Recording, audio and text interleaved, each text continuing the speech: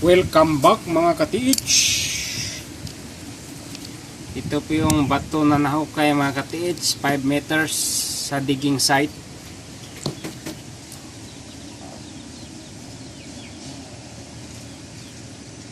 Brown po ang kanyang kulay mga ka-TH.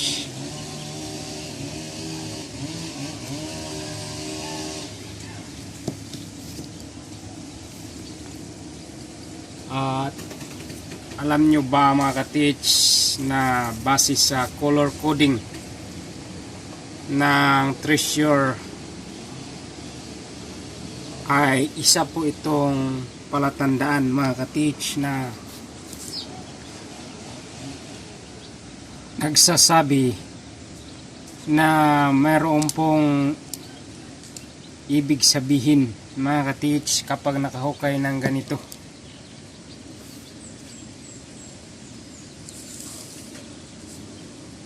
Brown color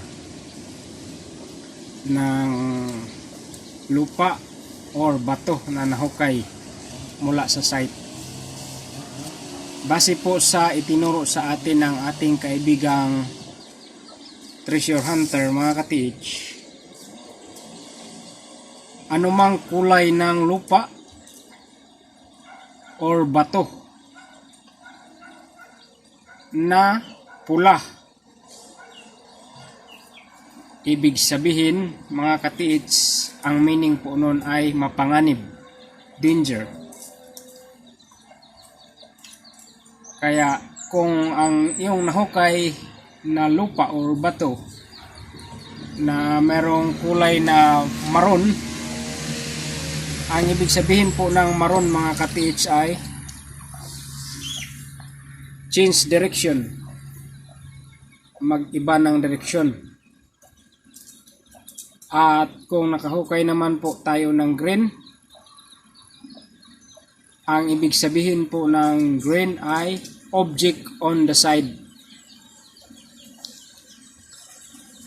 Kung yellow-green naman po ang nahukay mga ka-TH, ang sabi po ng ating kaibigan, yellow-green means under tunnel treasure.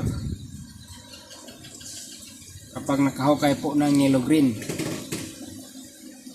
Kung blue naman po mga ka-TH ang nahukay sa ating mga digging site, ang blue ang ibig sabihin po ay treasure underwater. At kung nakahukay naman tayo ng violet, ang violet po pala mga ka-TH sa ating treasure code, color code, violet means treasure on the rock mga ka-TH. Kaya wag po nating baliwalain ang mga kulay ng mga bato na ating nahukay. Ganon din po mga ka-TH kung nakahukay po tayo ng itim na lupa or bato. Ang itim po, ang ibig sabihin ay tuloy ang paghuhukay, continue digging mga ka-TH. At kung yellow gold naman mga ka-TH ang ating nahukay, ang ibig sabihin po ng yellow gold ay positive treasure. Yun po ang ibig sabihin nun mga ka-TH. At ang isa pa po ay ang chocolate brown mga ka-TH.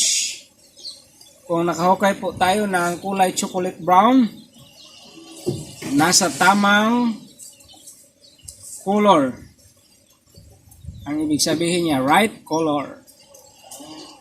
Kung red tisa naman mga ka-TH, ang red tisa po ayon sa ating kaibigang treasure hunter na magaling po sa color coding ay near to door o malapit na sa pinto ang red tisa. Ito ang nahukay ng ating kasamang ka-TH na parang brown. Pwede natin itong masabi na danger sign. Any color of stone with red pen meaning danger. Yan. Kasi pag nabasa siya mga ka-TH, itong bato na to ay kulay orange po siya. So maroon, change direction. mag-iiba ng direction. Kaya mahalaga pala ang color code ng mga bato at lupa na nahukay natin sa ating site mga ka-TH. Kailangan pa nating pag-aralan yung ibang mga kulay mga ka-TH. Thank you so much for watching. Maraming salamat.